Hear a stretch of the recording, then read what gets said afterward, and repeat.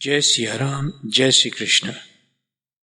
मूकं करोति वाचालं पंगुं लंघयते गिरिं यत्कृपातमहं वन्दे परमानंदमाधवम्। श्री अखंडानंद सरस्वती जी महाराज ने भक्ति योग पर प्रवचन किए थे। उन्हीं प्रवचनों में से हमने अभी तक 8वें श्लोक तक के प्रवचन कुल 6 रिकॉर्डिंग में सुने। अब यह 9वें श्लोक का प्रवचन रिकॉर्ड हो रहा है, आप लोग इसे प्रेम से सुनिए। इस 9वें श्लोक की संगति इस प्रकार है। सब बात तो ठीक, किंतु कोई भगवान के धाम में तो तब जाएगा, भगवान में तो तब प्रवेश करेगा जब मन और बुद्धि भगवान में प्रवेश कर ले। यह काम तो बहुत कठिन है, यह कैसे हो? इसका उत्तर देते हुए पहले जो मय्ये व मन आधस्त्व इस श्लोक में भगवान ने स्वरूप की प्रधानता से मन लगाने की बात कही गई थी, अब भगवान में गुण की प्रधानता से मन बुद्धि लगाने की बात कही जा रही है। अथ चित्तम समाधातुम न शक्नोषि मयि स्थिरम अभ्यास योगेन ततो मामिच्छाप्तुम धनंजय। भगवान कहते हैं, हे धनंजय, यदि तुम अपने चित्त को मुझ में स्थिर रूप में स्थापित नहीं कर पाते हो तो अभ्यास योग के द्वारा मुझे प्राप्त करने की इच्छा करो। धनंजय का अर्थ है धन का अर्थ साधन। रुपया भवन आदि सच्चे धन नहीं है। मरने पर धन तिजोरी या बैंक में रह जाता है। स्त्री घर के द्वार तक और पुत्र तथा संबंधी शमशान तक जाते हैं, किंतु परलोक केवल धर्म साथ जाता है। जीवानुगो गच्छति धर्म एक। जीव के साथ परलोक में उसका साधन ही जाता है। अतएव वही मनुष्य का सच्चा धन है। उस साधन रूपी धन को जिसने जोता है, उपार्जित किया है, उसका नाम धनंजय है। अथ चित्तम समाधातुम, इसमें चित्त वही चित्त है जिसे आप अखाड़े की भाषा में चित्तपट कहते हैं। अखाड़े में मल्ल युद्ध करते हुए भूमि पर गिरकर भी यदि एक पहलवान पेट के बल पट्ट गिरा है तो वह पराजित नहीं है। पराजित तब होगा जब उसकी पीठ भूमि पर लगे, उसको चित्त कर दिया जाए। जो कर्म संस्कार जीव को संसार के अखाड़े में पटके हुए हैं उनको चित्त कहते हैं। चित्त, चित्त और चित्त, इन तीनों का अंतर समझ लेना चाहिए।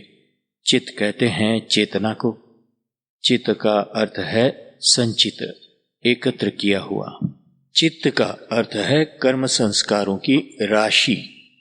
पहले श्लोक में भगवान ने मय्ये व मन आधत्स्व मयि बुद्धिम निवेशय कहा था। अब यहां मन तथा बुद्धि सम्मिलित रूप को चित्त कह रहे हैं। योग में चित्त का निरोध नहीं होता है, चित्त वृत्ति का योग में निरोध होता है। भगवान गीता में चित्त को अपने में लगाने की बात कहते हैं। मच्चित्ता मद्गत प्राणा बोधयन्तः परस्परम कथयन्तश्च माम नित्यम तुष्यन्ति च रमन्ति च तेषां सतत युक्तानां भजतां प्रीतिपूर्वकं ददामि बुद्धि योगं तं येन मामुपयान्ति ते तेषामेवानुकम्पार्थ महमज्ञानजं तमः नाशयाम्यात्म भावस्तो ज्ञानदीपेन भास्वता। मच्चित्ता माने अपना चित्त मुझ में लगाकर मदगत प्राणः हो जाओ। यहां देखना है कि मदगत प्राण क्या और उसका क्या तात्पर्य है। कलयुग में प्राण अन्न में रहता है। कलावन्नागतः प्राणः, पुत्र से बड़ा प्रेम पत्नी बहुत प्यारी, किंतु 2-3 दिन कुछ भोजन को न मिले तो यह पुत्र या पत्नी का प्रेम टिका रहेगा क्या? जैसे अन्न के बिना नहीं रहा जा सकता, वैसे ही भगवान का चिंतन किए बिना जिसके प्राण शरीर में न रह सके वह मदगत प्राण है। घर में कोई अतिथि आ जाए तो आप एक दिन भोजन छोड़ देते हैं क्या? किसी मेहमान के आने पर तो अधिक तैयारी से भोजन बनाता और किया जाता है, किंतु मेहमान आ गया इसलिए भगवान का भजन, मंदिर में दर्शन करने जाना, कथा सत्संग में जाना आप बड़ी सरलता से स्थगित कर देते हैं। वर्षा चाहे जितनी हो फिर भी बंबई में लोग अपने ऑफिस, अपनी दुकान पर अवश्य पहुंच जाते हैं, किंतु मंदिर जाना, कथा में जाना वर्षा के कारण सरलता से रुक जाता है। जैसे संसार की कोई बाधा भोजन, निद्रा, धन उपार्जन रोक नहीं पाती है, वैसे ही जब कोई बाधा भगवान के भजन, पूजन, कथा, सत्संग को रोक न पाए तब कहा जाएगा कि आपके प्राण भगवान में लगे हैं। जीवन में रस, आनंद भगवान के संबंध से आना चाहिए। मन भगवान में क्यों नहीं लगता? इसलिए नहीं लगता कि मन में स्थिरता नहीं है। भगवान ने कहा मय्येव मन आधत्स्व, लेकिन जब कोई वस्तु तुम्हारे अधिकार में होगी तब तो उसे दूसरे को दोगे। मन को भगवान में कैसे लगाओगे? भगवान को कैसे दोगे? जो वस्तु तुम्हारे अधिकार में ही नहीं है उसे दूसरे को तुम दे कैसे सकते हो?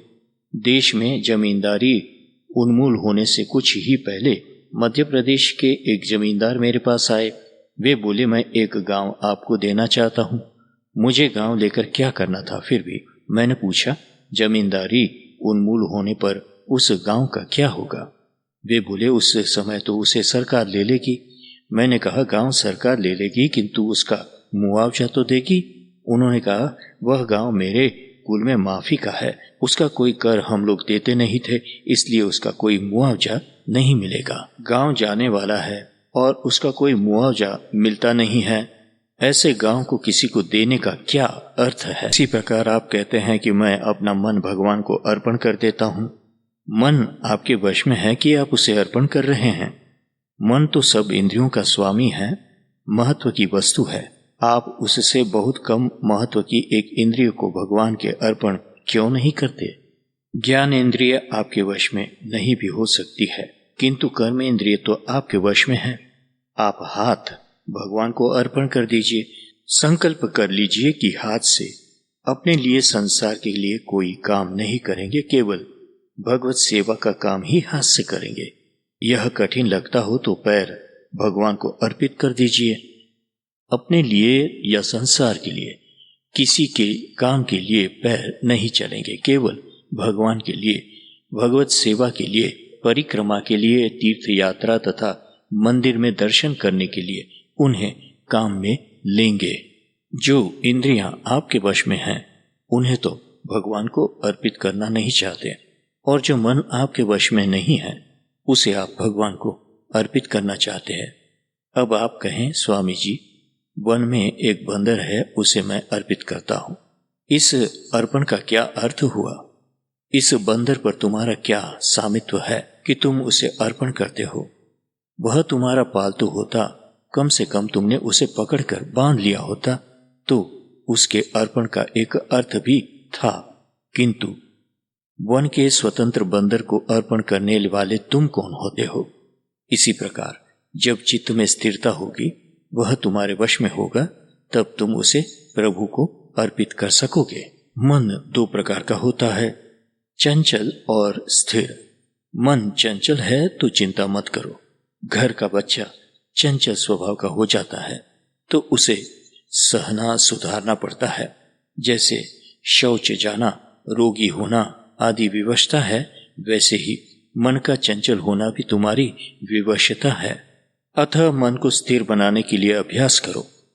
मद्रास, दिल्ली, कलकत्ता, बंबई जाता है आपका मन। ऐसे करो कि मन एक बार किसी स्थान पर जाके लौटे तो एक बार भगवान के चरणों में लगे। मद्रास से लौटे तो भगवान के चरणों में, दिल्ली से लौटे तो भगवान के चरणों में। इस प्रकार मन को भगवान के चरणों में तो बार बार लगाना पड़ेगा, और मद्रास, दिल्ली आदि स्थानों में, दूसरे विषयों में यह एक एक बार जा सकेगा। जहां मन जाए वहां से लौटकर उसे भगवान के चरणों में लगाओ। इस प्रकार मन देखेगा कि बार बार भागने पर जब यहीं लौटना पड़ता है तो यहीं बैठो। तो चलो अब समझते हैं कि अभ्यास क्या है।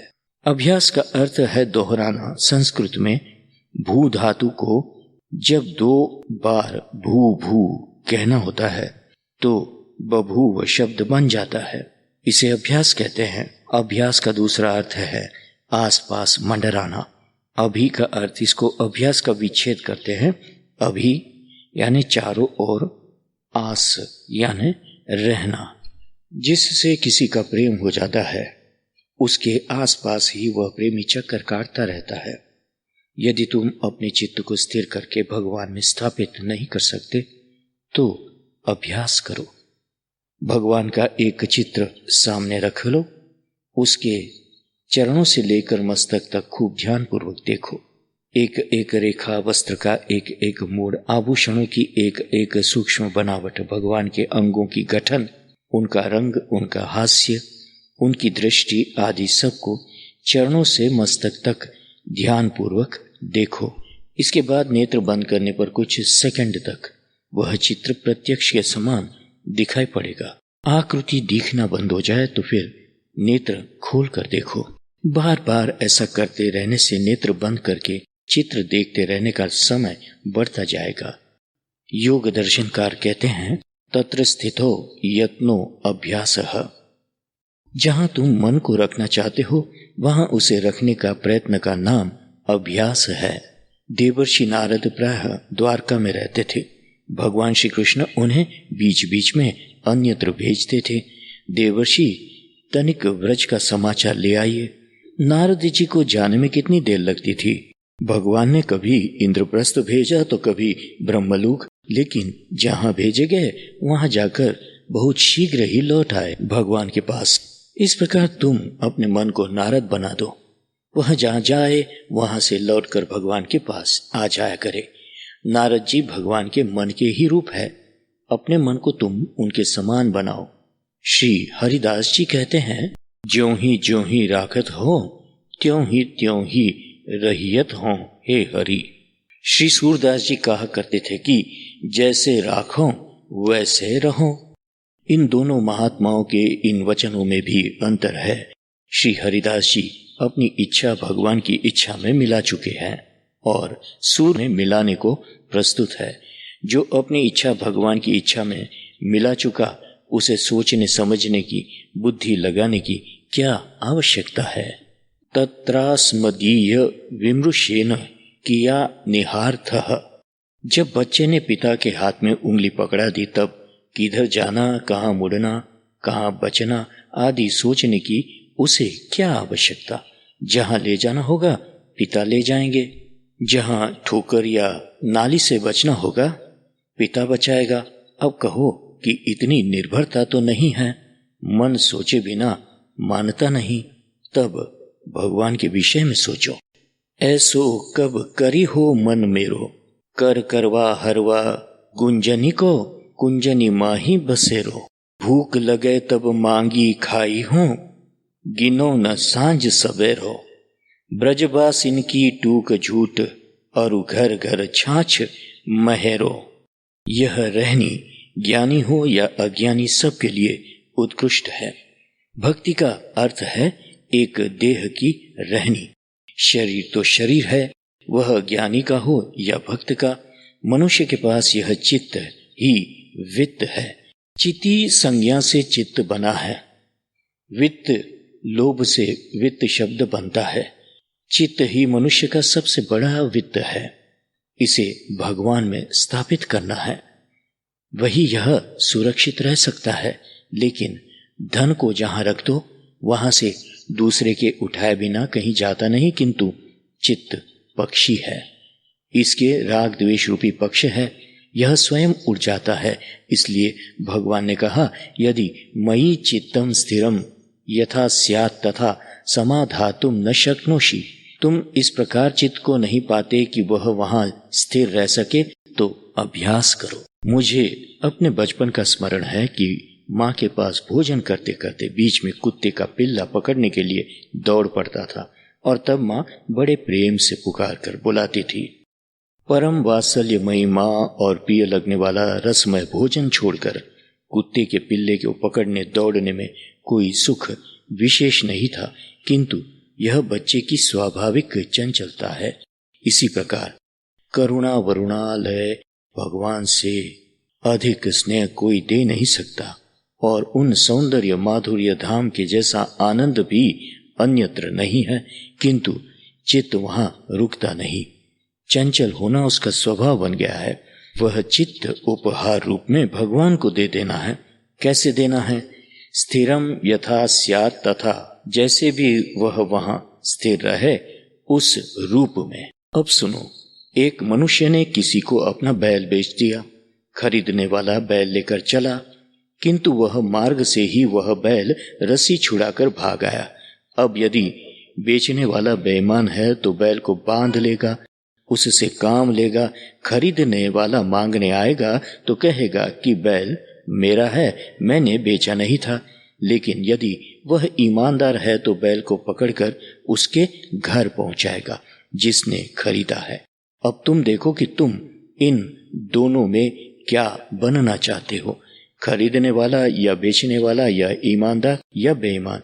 लेकिन भगवान को चित्त का न तो उपहार देना है और न तो बेचना है। वह पहले से ही भगवान का है। उनकी वस्तु तुमने अपनी मान ली, दया के कारण उन्होंने छीना नहीं। उनकी वस्तु उन्हें लौटा देनी है।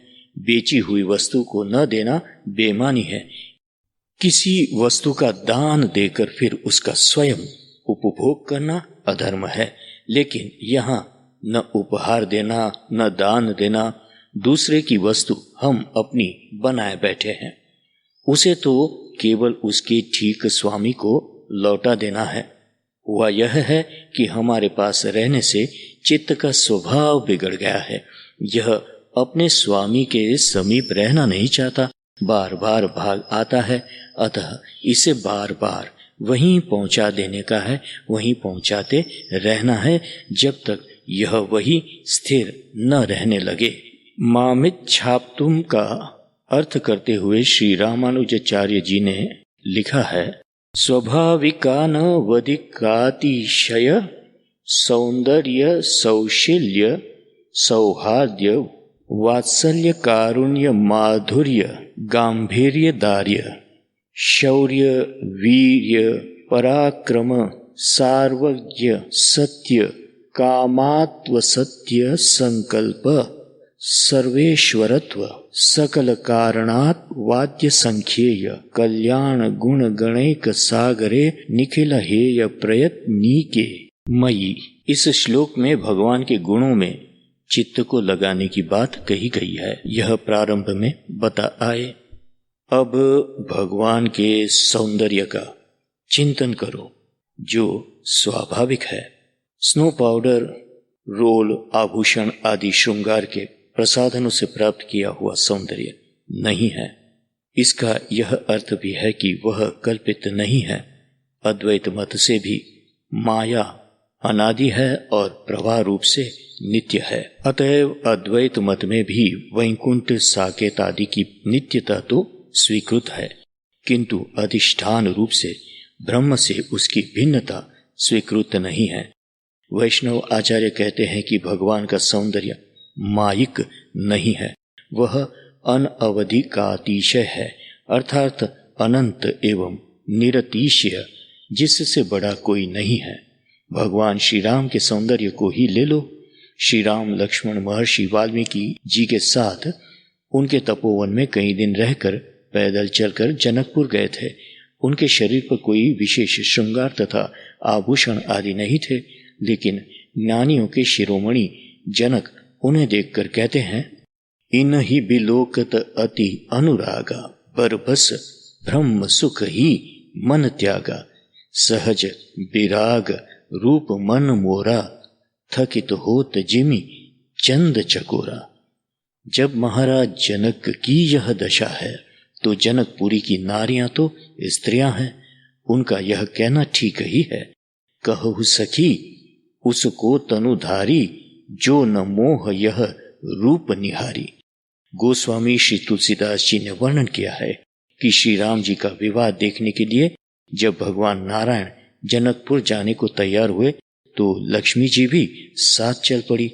लेकिन जनकपुर आकर जब श्री राम के वरवेश के दर्शन हुए तो वे मूर्छित हो गई। श्री राम के रूप पर आकर्षित होकर श्री लक्ष्मी जी मूर्छित हो जाए, यह बात भगवान नारायण को बहुत बुरी लगनी चाहिए, किंतु बुरी तो तब लगे जब स्वयं नारायण सावधान हो।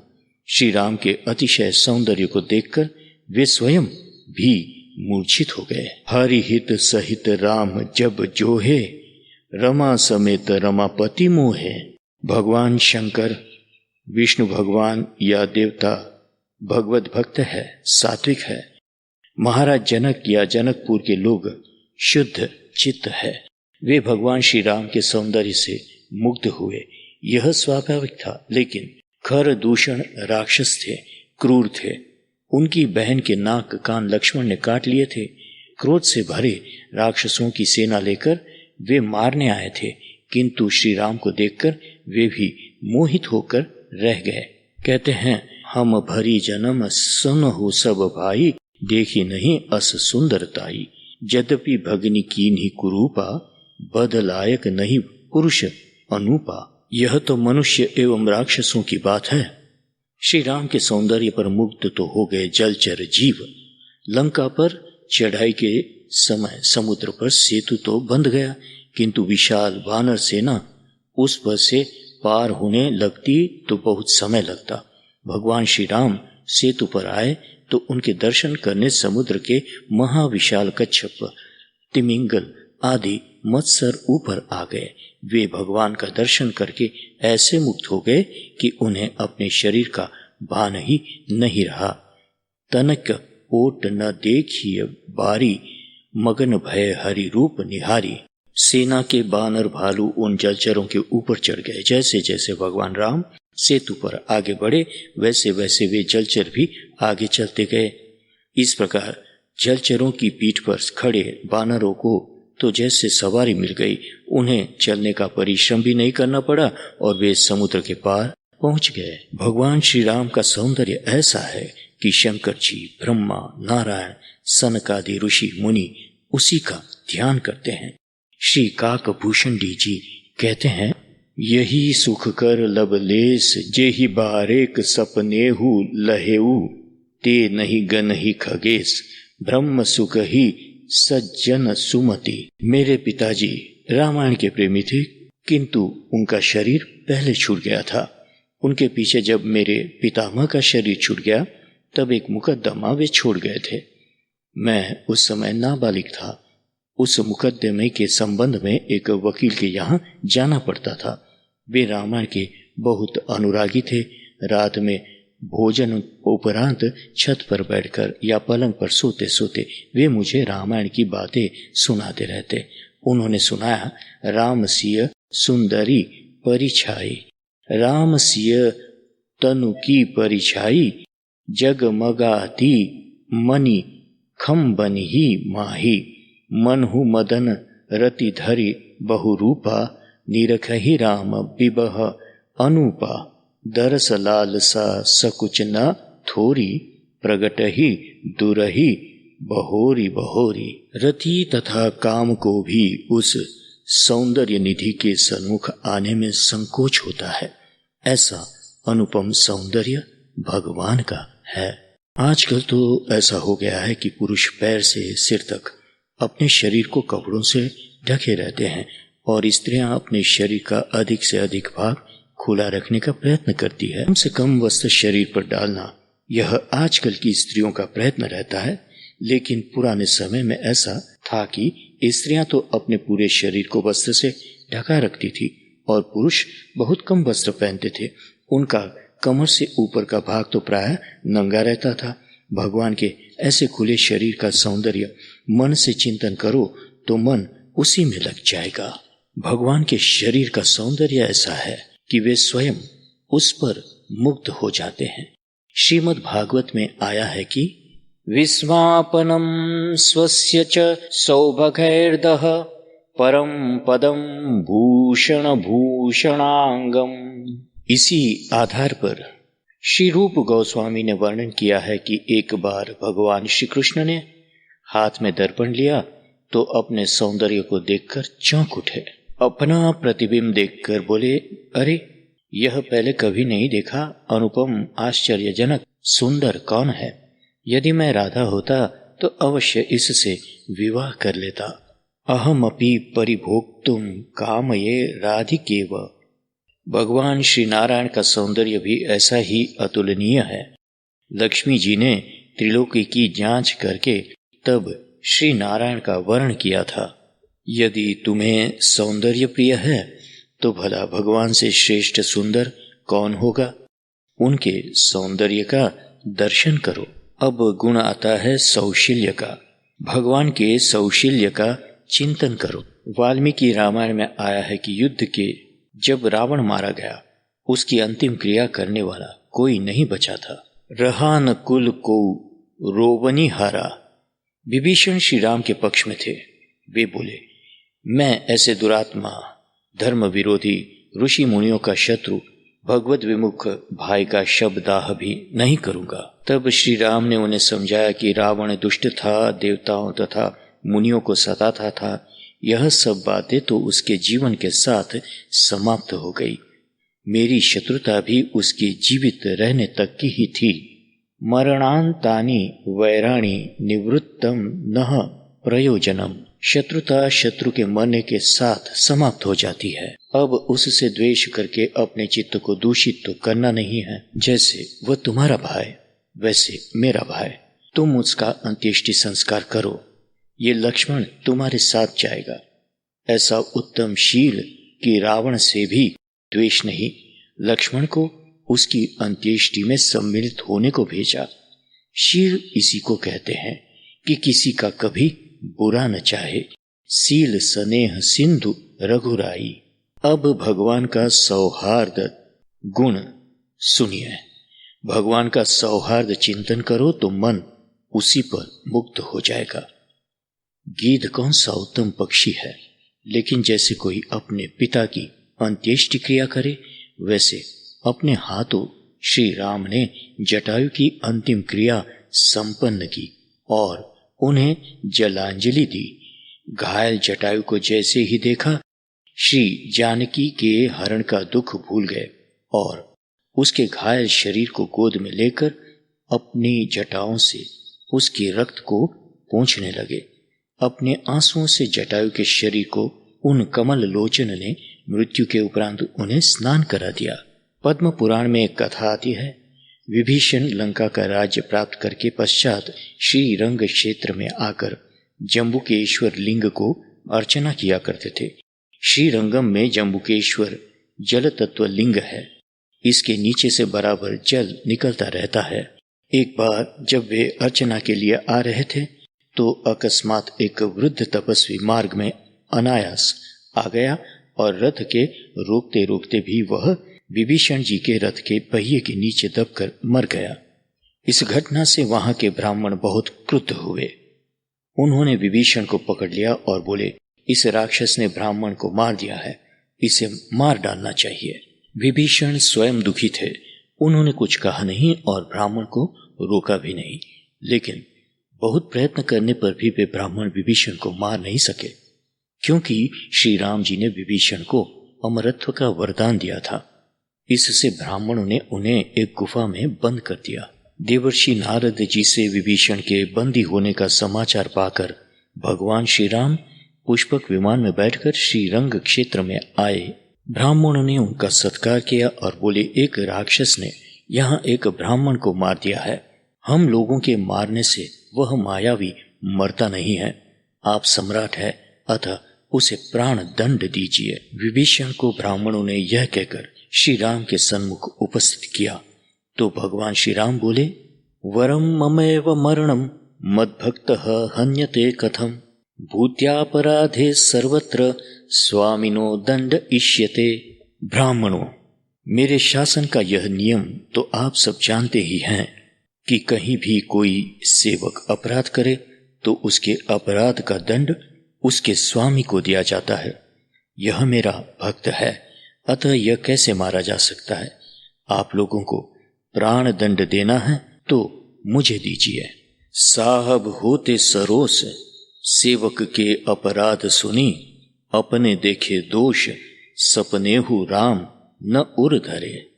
ऐसे परम सुहृद श्री राम हैं कि अपने नेत्रों से सेवक का दोष देखकर भी उस पर ध्यान नहीं देते, जबकि संसार का स्वामी सेवक का अपराध किसी से सुन ले तो यह बात ठीक है या नहीं, यह बिना जाने क्रोध करने लगते हैं। उन प्रभु के करुणा का, वात्सल्य का तो कोई क्या वर्णन करे। आश्रित जन दोष भोग्यतापादकत्वम। अपने आश्रित से कोई अपराध बन जाए तो उसका फल स्वयं भोग लेते हैं। गोस्वामी तुलसीदास जी श्री कृष्ण चंद्र की करुणा का वर्णन करते हुए कहते हैं, अब आप भगवान की करुणा का वर्णन सुनिए। गई मारन पूतना कुछ काल कूट लगाई, मातु की गति दई ताही कृपालु जादव राई। पूतना विष पिलाने गई थी, किंतु दूध भी तो पिलाने गई थी। श्री कृष्ण कहते हैं, संसार के लोगों, यह तुम देखो कि पूतना ने अपने स्तन में भयानक कालकूट विष लगाया था। मैं तो यह देखता हूं कि उसके स्तन में वैसा ही दूध था जैसा माता के स्तन में होता है। अपने को मारने आई राक्षसी को उन दया सिंधु ने माता की गति दी। अब सुनिए भगवान के माधुर्य की बात। भगवान की माधुर्य की बात रसिक संतों के ग्रंथों में भरी पड़ी है। श्री कृष्ण की व्रज लीला का माधुर्य, उनके रूप का माधुर्य कैसा है। अभिशवाभिनवम दुरापम भागवत में आया। भगवान का सौंदर्य माधुर्यमय रूप नित्य नवीन है। उनके रूप में जहां दृष्टि लग जाए वहां से हटती नहीं है। न विद्रुप्यंति ही दृशः श्रियो धामांग मच्युतम। भागवत में कहा है, उनके एक एक अंग में लक्ष्मी बैठी रहती है। श्रीमद् भागवत में आया है कि द्वारका में कोई बूढ़ा होता ही नहीं है, सब युवा ही बने रहते हैं, क्योंकि वे अपने नेत्रों से नित्य निरंतर श्री कृष्ण के सौंदर्य मृत का पान करते हैं। ईश्वर का मूल स्वरूप मधु है। बृहदारण्यक उपनिषद के अंतर्गत मधु ब्राह्मण में ऐसा आया है, वायु के शीतल मंद झकोरों में माधुर्य किसका है, सरिताओं का जल किसकी मिठास लिए हुए रहता है। जौ, गेहूं, अंगूर, अनार, आम, केला आदि औषधि वनस्पतियों में कहां से माधुर्य आता है। रात्रि, संध्या और उषा काल में जो आनंददायक मधुरता है वह इन्हें कहां से मिली। यह सब उस परमात्मा का माधुर्य है। धूलिका का एक एक कण उस ईश्वर के माधुर्य से मधुर है। एक राजा युद्ध में गए, उनका शत्रु तलवार लेकर पैंतरे बदलता हुआ झपटा, तो वे देखते रह गए कि उनके पैंतरों में कितना उत्तम क्रम है। उसकी तलवार कैसे समताल से घूमती है, कितनी कला का माधुर्य है भगवान के इस रूप में। यह बहुत कठिन बात है कि अपने को मारने वाले शत्रु की गति तथा तलवार में शत्रु में भगवान के माधुर्य का कोई दर्शन कर सके। यह अलौकिक गुण असाधारण व्यक्ति में ही होता है। आनंद मात्र कर पाद मुखोदरादम गोविंद मादि पुरुष तमहम प्रपद्ये। भगवान का वर्णन करते हुए यह बात कही गई है कि जैसे मनुष्य, पशु, पक्षी आदि के शरीर मिट्टी, पानी प्रभृति पंचभूतों से निर्मित है, वैसे भगवान श्री राम, श्री कृष्ण, शंकर जी या नारायण का श्री विग्रह पंचभूतों से नहीं बने हैं। उनके हाथ, पैर, मुख, उदर आदि संपूर्ण अंग आनंद के घनीभाव है। उनके नेत्र से, रोम रोम से आनंद का निर्झर झरता है। उनके बोलन, चलन, चितवन, उनकी प्रत्येक चेष्टा में आनंद का प्रवाह है। तुम्हारे मन को मधुरता प्रिय है तो उनमें मन लगाओ। अब मधुरता के बाद गांभीर्य गुण सुनिए भगवान का। गांभीर्य, भगवान की गंभीरता का चिंतन करो। यदि तुम्हें गंभीरता प्रिय है। सुदामा जी द्वारिका आए, श्री कृष्णचंद्र ने उनको देखा और मिलने दौड़े। इतना स्नेह, इतना कारुण्य की पानी परात को हाथ छुओ नहीं, नैन के जलते पग धोए। सुदामा को अपने वस्त्र पहनाए, अपने आभूषण धारण कराए, अपनी शैया पर शयन कराया, लेकिन उन्हें विदा करते समय यह कल्पना तक नहीं आने दी कि उन्हें कुछ दिया गया। सुदामा रात्रि में सोते रहे और उनके घर कुबेर की संपत्ति पहुंचा दी। श्री कृष्ण विदा करते समय विनोद पूर्वक बोले, मित्र, ये आभूषण तो आप ले ही जाओ। सुदामा ने आभूषण उतार दिए कि इतने मूल्यवान आभूषण मार्ग में पहनकर जाना ठीक नहीं है। इतने पर भी आप चुप नहीं रहे, बोले, अच्छा तो यह वस्त्र पहने ही जाइए। बेचारे सुदामा ने वस्त्र भी उतार दिए। वे अपने फटे मैले वस्त्र पहनकर विदा हुए और मार्ग में सोचते गए, अधोनयम धनम प्राप्य माद्यन्नुच्चैर्न मां स्मरेत इति कारुणिको नूनम धनम में भूरी ना ददात। भागवत 10:81-20। मेरे मित्र श्री कृष्ण अत्यंत करुणाशील है, सुदामा ने सोचा। उन्होंने सोचा होगा कि यह निर्धन ब्राह्मण धन पा जाएगा तो इसे घमंड हो जाएगा, अभिमान होने पर इससे मेरा स्मरण छूट जाएगा। निश्चय ही इसी भावना से उन्होंने मुझे धन नहीं दिया। इस प्रकार सोचते हुए सुदामा जब अपने स्थान पहुंचे तब कहीं पता लगा कि उनकी पुरी तो द्वारका से भी अधिक वैभवशालिनी श्री कृष्ण ने बना दी है। भगवान श्री राम का गांभीर्य भी अद्भुत है। प्रसन्नताम यान गताभिषेक ततस्तता नमम्ले वनवास दुःखतः मुखाम्बुज श्री रघुनंदनस्य मे सदास्तु सा मंजुल मंगल प्रदा। अयोध्या जी के चक्रवर्ती सिंहासन के राज्याभिषेक का संवाद मिला, किंतु श्री रघुनाथ जी का चेहरा खिला नहीं, उस पर हर्ष का विकार नहीं आया और 14 वर्ष के वनवास का समाचार पाकर श्री मुख पर खिन्नता की एक रेखा भी नहीं आई। जैसे समुद्र का ऊपरी भाग पूर्णिमा को तथा आंधी तूफान में बड़ी बड़ी तरंगों से अत्यंत चंचल रहता है और अनेक बार बिना तरंग के शांत रहता है, किंतु नीचे गहराई में उनका तल भाग सदा शांत रहता है। ऊपर तरंगे उठे या शांत रहे, गहराई में उनका कभी कोई प्रभाव नहीं पड़ता। इसी प्रकार भगवान की गंभीरता में अपने मन को ले जाओ। भगवान श्री राम के गांभीर्य की दूसरी बात लो। श्री जनक नंदिनी जी को वे कितना प्रेम करते थे, यह उनके इस संदेश वाक्य से प्रकट है।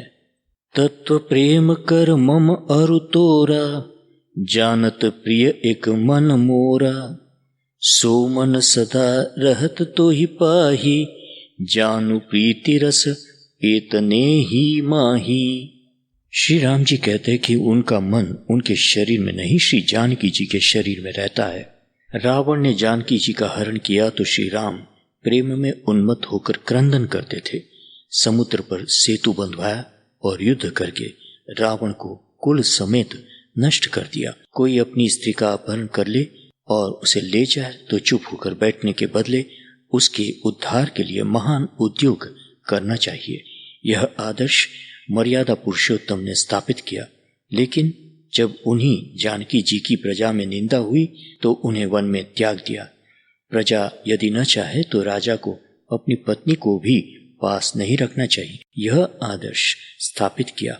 श्री राम यदि जानकी जी को न त्यागते तो उनका कोई कुछ बिगाड़ नहीं सकता था, लेकिन इससे आदर्श बिगड़ता।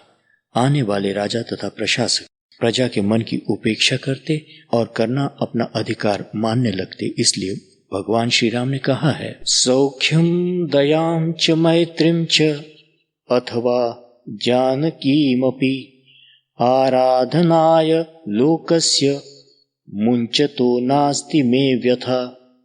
प्रजा को प्रसन्न रखने के लिए मुझे अपना सुख छोड़ना पड़े, दयालु स्वभाव छोड़कर कठोर बनना पड़े, मित्रता का अथवा जानकी का त्याग करना पड़े तो ऐसा करने में भी मुझे क्लेश नहीं होगा। श्री राम ने अपनी इस बात को सत्य करके दिखा दिया। श्री जानकी जी को त्याग कर उनको कम दुख नहीं हुआ। रात्रि में निद्रा नहीं ले पाते थे, लेकिन अपने कष्ट को उन्होंने प्रजा पर प्रकट नहीं होने दिया। संध्या, पूजन, दान, धर्म, न्याय आदि सब कार्य पहले के समान ही दक्षता पूर्वक करते रहे। भगवान की उदारता का चिंतन करो। यहाँ उदारता के गुण की बात हो रही है। भगवान की उदारता का चिंतन करो, कितना औदार्य है उनमें। श्रीमद् भागवत में ऐसा वर्णन आता है कि भगवान श्री राम ने यज्ञ करके अपना सर्वस्व दान कर दिया। उनके पास केवल यज्ञोपवीत शरीर के वस्त्र तथा राजदंड बचा रह गया और श्री जानकी जी के शरीर पर भी वस्त्र के अतिरिक्त केवल मंगल सूत्र ही रह गया था। भगवान नारायण ने कहा है, नाहमात्मानमाशासे मद्भक्तैः साधुभिर्विना श्रियं चात्यन्ति किं ब्रह्मन् येषां गतिरहं परा। भागवत 1:4-64। अपने भक्त साधु जनों के बिना तो मैं उन लक्ष्मी को भी नहीं चाहता जिनकी परम गति मैं ही हूँ। दूसरे की चर्चा क्या, मैं अपने शरीर को भी भक्तों के बिना नहीं चाहता। मैंने तो अपने आप को भक्तों के हाथ बेच दिया है। अहम भक्त पराधीनो या स्वतंत्र इव द्विज साधुभिर्ग्रस्त हृदयो भक्तैर्भक्त जनप्रियः। भागवत 1:4-63। दुर्वासा जी, मैं तो भक्त के पराधीन हूँ, जैसे कोई खरीदा हुआ दास हो। अपने भक्त मुझे प्रिय है और उन साधु भक्तों ने मेरे हृदय को पकड़कर बंदी कर रखा है।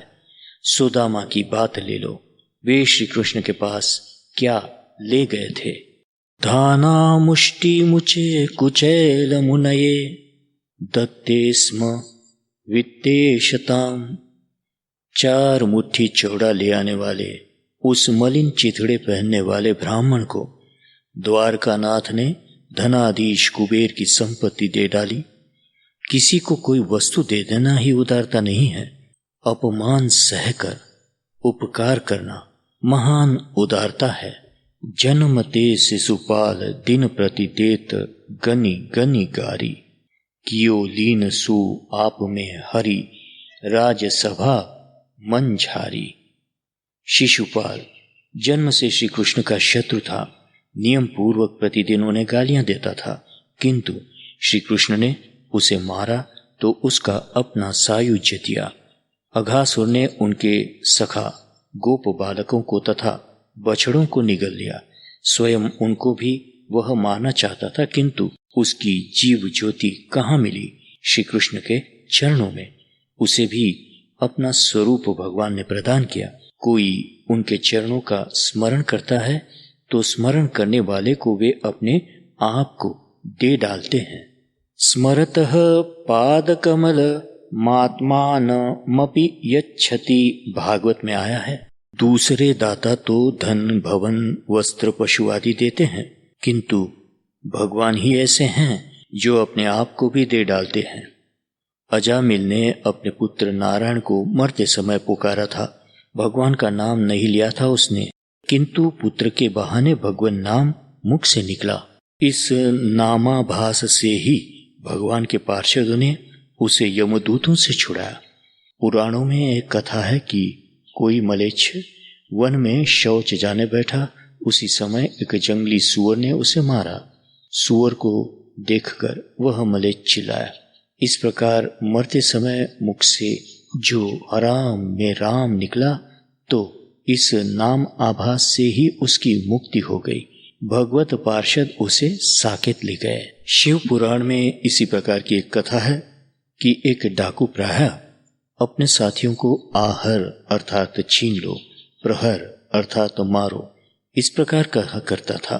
मरते समय भी वह आहर प्रहर कहता हुआ मरा।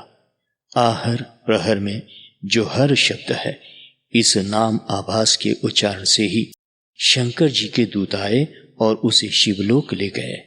नामाभासे नापि तोषम दधाने कारुण्याब्धौ विश्व निस्तार नामनी।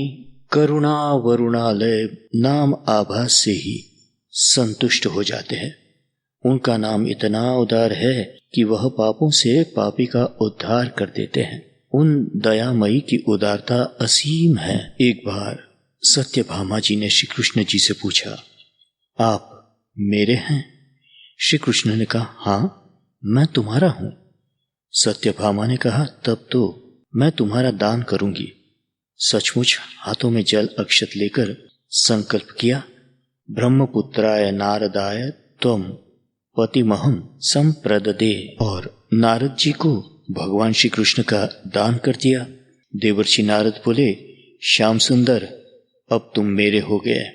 मैं बीणा बजाता जहां कहीं जाऊं, मेरे पीछे पीछे चले चलो, जो कहूं वह करो। भगवान भला क्या कहते। द्वारका में हाहाकार मच गया।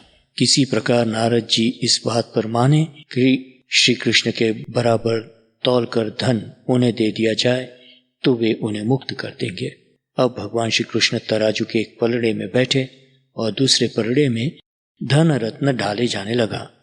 भला संसार का वैभव भगवान की तुलना कैसे कर सकता था। श्री कृष्ण का पलड़ा भारी बना रहा। अंत में सब कुछ हटाकर दूसरी ओर एक तुलसी दल पर भगवान नाम लिखकर रखा गया तो लीलामय उसके बराबर हो गए। नारद जी को तो धन चाहिए नहीं था, उन्हें तो अपने प्रभु की उदारता जगत में प्रसिद्ध करनी थी कि भगवान ने भक्त के हाथ तुलसी दल तथा एक चुल्लू जल पर अपने को बेच दिया। तुलसी दल मात्रेण जलस्य चुलुकेन च विक्रीणीते स्वमात्मानं भक्तेभ्यो भक्तवत्सलः। तुमको शूर प्रिय लगते हैं। अब सुनिए शूरता का गुण भगवान का। तुमको शूर प्रिय लगते हैं, शूरता में तुम्हारा मन रमता है तो भगवान के शौर्य का चिंतन करो। रामायण में यह कथा आती है कि लंका के युद्ध में एक बार विभीषण रावण से युद्ध करने सामने गए। रावण ने विभीषण को देखा तो उसे बड़ा क्रोध आया। उसने सोचा, सब अनर्थों का जड़ यह विभीषण ही है। हनुमान के आने पर इसी ने उनको सीता का पता दिया था। श्री राम को लंका का भेद भी यही देता है। मेघनाद ने यज्ञ किया तो उसका समाचार भी इसी ने दिया।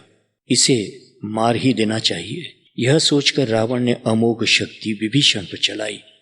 यह निश्चित था कि यदि वह शक्ति विभीषण को लग जाती तो वे युद्ध करने योग्य नहीं रह जाते, लेकिन श्री राम ने उन्हें खींचकर अपने पीछे कर लिया और अपने वक्षस्थल पर उस शक्ति का आघात सहन किया। तुरत विभीषण पाछे मेला, सन्मुख राम सहेऊ सो सेला। उस अमोघ शक्ति की मर्यादा रखने के लिए भगवान मूर्छित हो गए। उनके इस शौर्य में अपना मन लगाओ, उनकी वीरता का चिंतन करो। वे केवल युद्धवीर ही नहीं हैं, दानवीर, दयावीर आदि सभी वीरत्व उनमें पूर्ण रूप से है। द्विशरम नाभिसंधते द्विहि स्थापयति नाश्चितान् द्विर्ददाति न चार्थिभ्यो रामो द्विर्नाभिभाषते। युद्ध में एक लक्ष्य को विद्ध करने के लिए श्री राम को दूसरा बाण नहीं चलाना पड़ता। अपने आश्रितों को 2 बार शरण उन्हें नहीं देनी पड़ती। वे एक बार में ही शरणागत को सदा के लिए निश्चिंत कर देते हैं। द्वार पर आया हुआ याचक उनसे एक बार में ही इतना पा लेता है कि फिर उसे कभी दूसरा द्वार देखना या उनसे ही दोबारा मांगने की आवश्यकता नहीं रहती। भगवान राम के मुख से 2 प्रकार की बात या 2 बार बातें कभी नहीं निकलती। ऐसे प्रभु को छोड़कर जगत में किसी और से क्या आशा करना। जग जाचिय को न जाचिय, तो एक जाचिय जानकी जानही रे। जेहि जाचकता जरि जाय, जो जारती जोर जहाँ नहीं रे। यह जो कोऊ कछु देऊ कहो भल कोऊ की याचना वृत्ति अपने बल से बलात् संपूर्ण संसार को संतप्त कर रही है, वह श्री राम से याचना करने पर जल जाती है। उन श्री जानकी जीवन से एक बार याचना करने पर फिर याचना की इच्छा आवश्यकता नहीं रह जाती। इसलिए संसार में किसी के आगे हाथ मत फैलाओ। मांगना है तो उस सर्वसमर्थ परम उदार परमात्मा से ही मांगो। इस प्रकार भगवान में जो सर्वज्ञता, सर्वशक्तिमत्ता, सत्य संकल्पत्व आदि असंख्य कल्याणकारी गुण है, उनमें उन गुणों के चिंतन में अपने चित्त को लगाओ। तुम्हारे जितने कार्य है वह सब वे प्रभु बना देंगे, क्योंकि उनका एक मुख्य गुण है आश्रित कार्य निर्वाहकत्व। तुम यदि उनके पास पहुंचना चाहते हो तो वे स्वयं अपने तक तुम्हारे पहुंचने के लिए पुल बना देंगे। एक बार अर्जुन तथा हनुमान जी की भेंट हुई। हनुमान जी ने भगवान श्री राम का गुणगान प्रारंभ किया तो अर्जुन बोले, और सब गुण तो ठीक, किंतु समुद्र पर सेतु बनाने के लिए वानर रीछों को इतना कष्ट देकर पर्वत वृक्ष राम जी ने मंगवाए, नल नील को इतना श्रम हुआ, यह बात मुझे ठीक नहीं लगी। हनुमान बोले, तुम होते तो क्या करते? अर्जुन बोले, मैं बाणों से समुद्र पर सेतु बना देता। हनुमान बोले, लेकिन तुम यह क्यों नहीं समझते कि तुम्हारा बाणों का पुल मेरा भार भी नहीं सह सकता। श्री राम की सेना में तो मेरे जैसे असंख्य वानर थे। अर्जुन बोला, मैं सामने सरोवर पर बाणों से अभी पुल बनाता हूं, आप उस पर उछल कूद लीजिए। पुल टूट जाए तो मैं धनुष हाथ में नहीं लेऊंगा, धनुष छोड़ दूंगा। अर्जुन ने सरोवर पर बाण वर्षा करके पुल बना दिया, किंतु जब उस पर हनुमान जी चरण रखे तो पुल चरमरा उठा। अर्जुन डरे और मन ही मन श्री कृष्ण का स्मरण करने लगे। पुल झुका किंतु टूटा नहीं। हनुमान जी को आश्चर्य हुआ। उन्होंने ध्यान देकर देखा और कूद कर किनारे आकर खड़े हो गए। अर्जुन से बोले, धनंजय, तुम धन्य हो, तुम्हारे बाणों में मेरा भार सहने का सामर्थ्य नहीं था। उसके नीचे जब तुम्हारे मित्र ही पीठ लगा दे तब भला कौन तुम्हारे पुल को तोड़ सकता है। अर्जुन कुछ कहे इससे पहले ही भगवान श्री कृष्ण हंसते हुए आ गए। उनकी पीठ पर बाणों के चिन्ह थे। पीठ लगाकर पुल को टूटने से उन्होंने ही तो बचाया था। ये कथाएं, ये चरित्र केवल पढ़ने सुनने के लिए नहीं है। इनका चिंतन करो तो तुम्हारा चित्त भगवान में लग जाएगा। ऐसी एक कथा आती है कि महाभारत युद्ध में भीष्म कौरवों के सेनापति बनकर युद्ध कर रहे थे, किंतु पांडव पराजित नहीं होते थे। एक दिन युद्ध बंद होने पर दुर्योधन भीष्म पितामह के शिविर में गया और उन्हें प्रणाम करके बोला, पितामह, यदि आपको पांडवों का पक्ष ही करना था तो मुझे पहले बता देते, मैं आप पर भरोसा करके तो नहीं बैठता। भीष्म जी को बड़ा दुख हुआ इस बात से। वे बोले, राजन, यह बात ठीक है कि पांडु के धर्मात्मा पुत्र मुझे प्रिय है। तुम इस बात को जानते भी हो कि पांडवों पर मेरा स्नेह है, लेकिन युद्ध में पूरी ईमानदारी से तुम्हारे विजय के लिए लड़ता हूं। दुर्योधन बोला, आप मेरे विजय के लिए सचमुच युद्ध करें और फिर भी पांडव मारे न जाए, यह बात मेरे चित्त में बैठती नहीं। मैं तब आपकी ईमानदारी कब समझूं जब आप कल के युद्ध में पांडवों को मारने की कोई प्रतिज्ञा करें। भीष्म पितामह ने मन में श्री कृष्णाय नमः कहा और तुणीर में से 5 बाण निकालकर बोले, यदि तुम्हारी ऐसी ही इच्छा है तो कल के युद्ध में ये बाण मेरे धनुष से छूटते ही पांडवों को मारेंगे। दुर्योधन यह प्रतिज्ञा सुनकर प्रसन्न होकर चला गया। भीष्म पितामह दुखी होकर भगवान का ध्यान करने बैठ गए। पांडवों के जो जासूस लोग थे उन्होंने यह समाचार पहुंचाए तो पांडव पक्ष में शोक व्याप्त हो गया। भीष्म की प्रतिज्ञा कभी मिथ्या नहीं होती, यही सबको पूरा विश्वास था।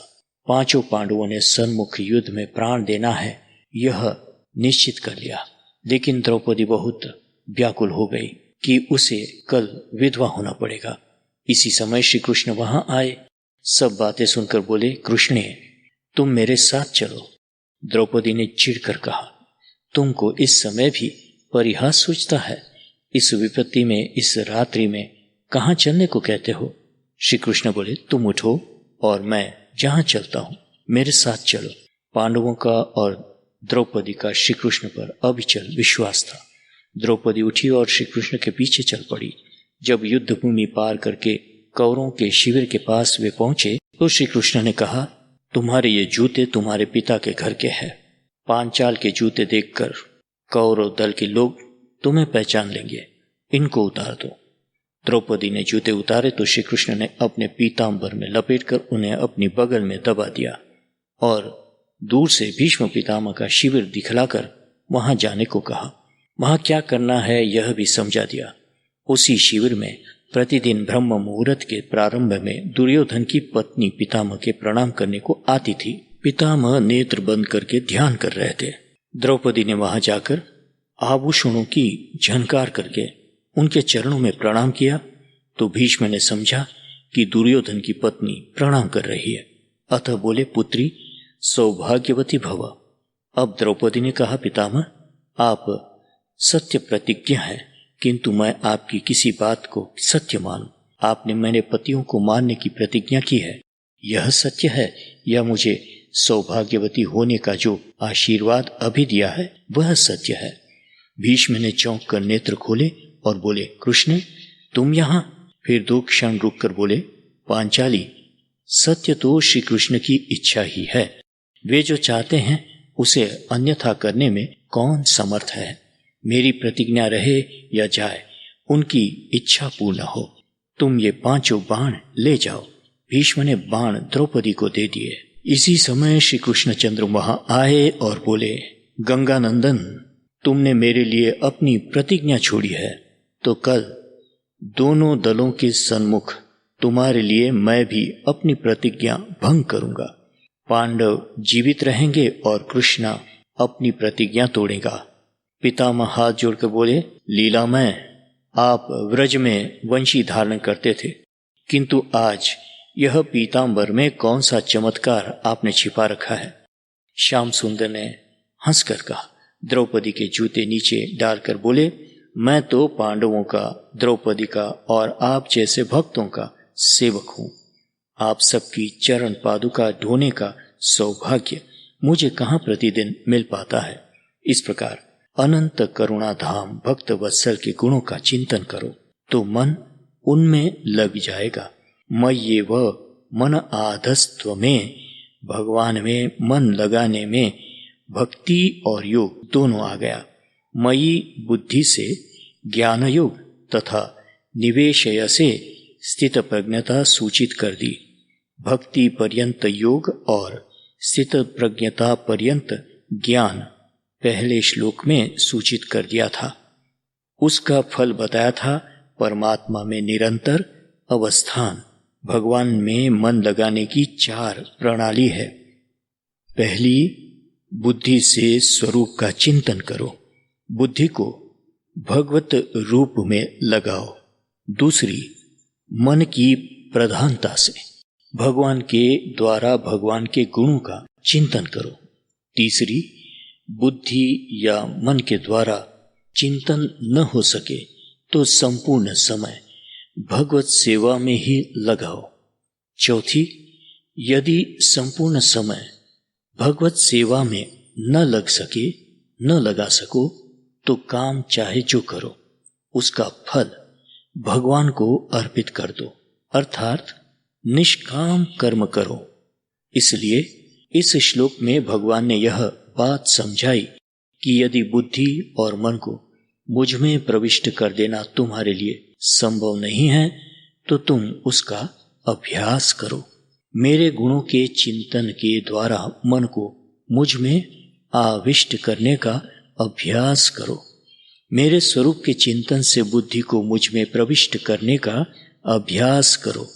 अब कोई कार्य सहसा न हो सके तब उसे धीरे धीरे करने का अभ्यास करके अपने को उस कार्य के योग्य बनाते हैं।